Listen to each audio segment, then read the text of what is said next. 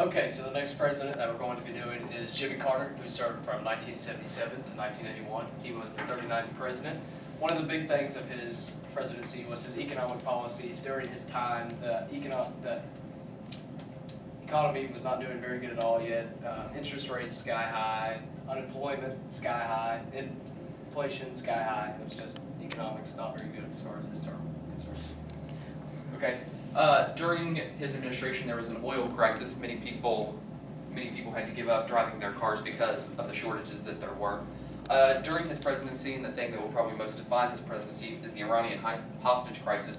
There were several Americans being held hostage in Iran, and he tried several times to work a peace agreement and have the hostages returned home safely, but Iran never agreed. The hostages were held for 444 days and were eventually released on the day of Ronald Reagan's inauguration. During his presidency, he also worked a peace agreement with Egypt and Israel.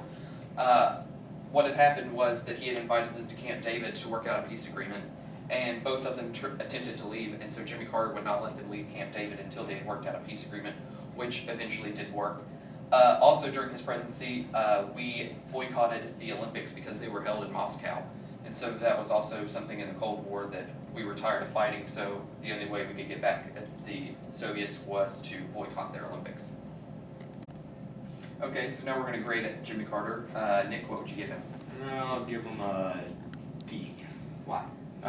Because economy crisis, that's not good. The oil crisis, not good at all. The only good I see out of that is the peace agreement between Egypt and Israel, which is good to get any peace in the Middle East. And not really a fan of boycotting Russian Olympics. Okay. Catherine?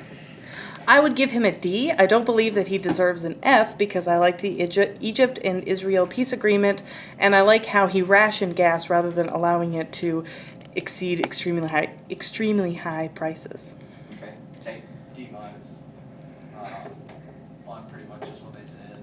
Economic policies were a failure.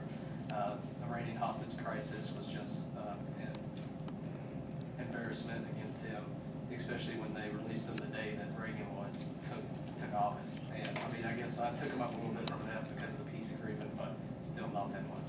Okay. I gave him an F minus. I think he was an absolute abysmal failure.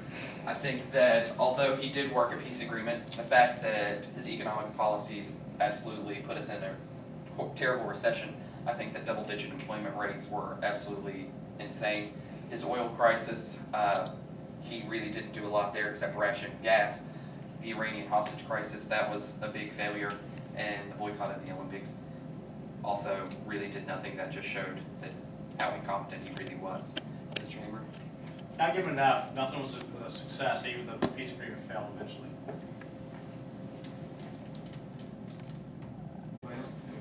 So we overall give Jimmy Carter an F on his presidency.